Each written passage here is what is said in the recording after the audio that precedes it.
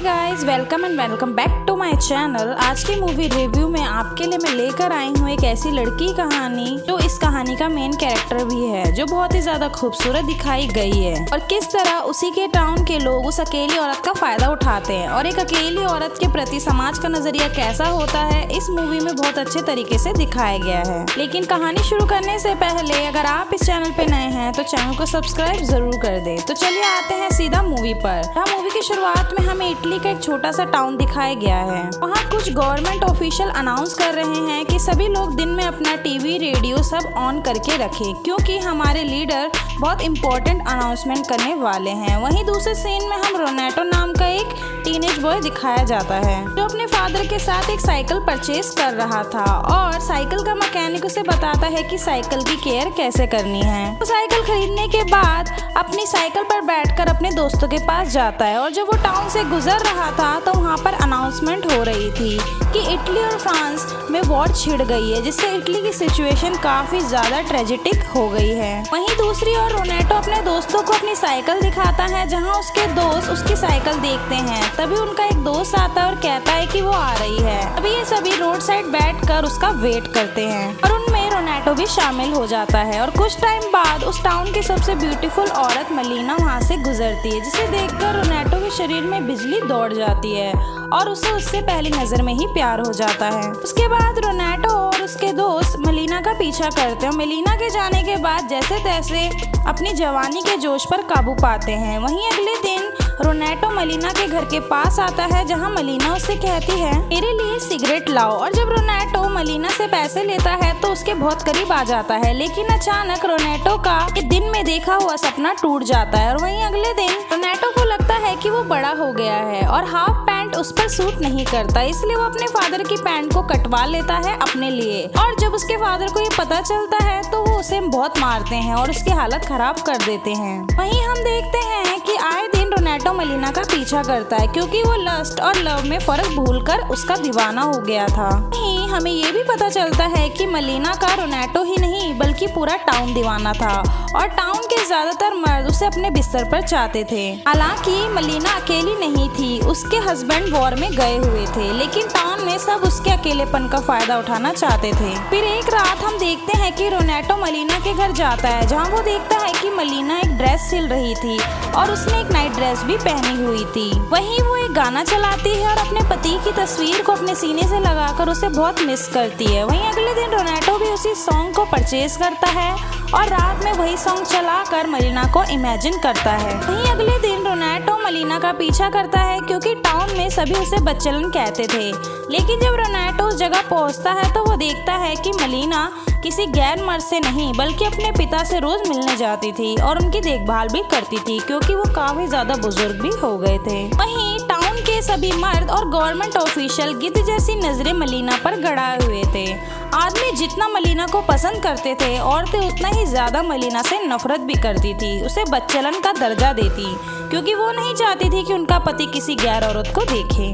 उसी रात हम देखते हैं कि रोनेटो मलीना को इमेजिन करते करते खुद पर काबू ना कर सका और इसका शोर पूरे घर में गूंजने लगा। जब उसके पिता ये सुनते हैं तो कहते हैं अबे ठरकी, बंद कर दी सारी हरकतें। और अब उसके पिता करे भी तो क्या करे, बेटे में जवानी के फूल जो खिल रहे थे।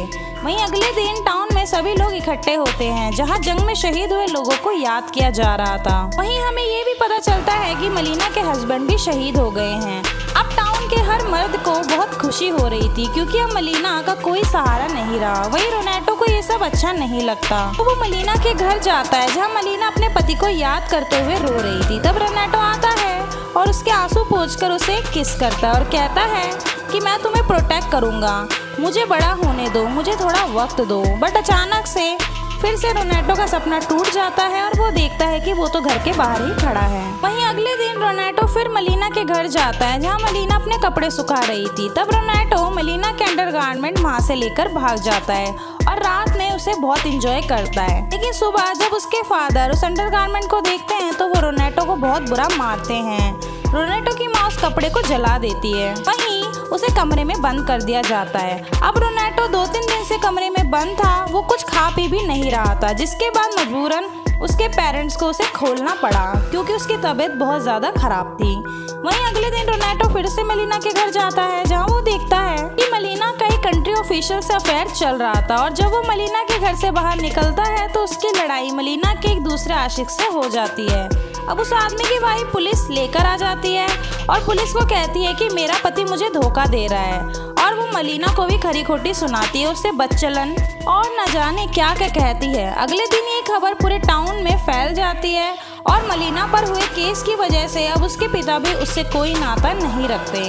मलीना बहुत अकेली पड़ गई थी और टाउन के एक लॉयर से अपना केस लड़ने के लिए रिक्वेस्ट भी करती है। वो लॉयर मलीना के जिस्म का भूखा था और वो मलीना का केस लड़ता है और उसे जिता भी देता है, वो भी किस कीमत पर, ये तो हम और आप बहुत अच्छे से जानते हैं। वहीं अब वो लॉयर रोज मलीना के घर आने जाने लगा था। मलीना को भी लॉयर की जरूरत थी क्योंकि वॉर में फैली भुखमरी से एक वही था जो उसे बचा सकता था।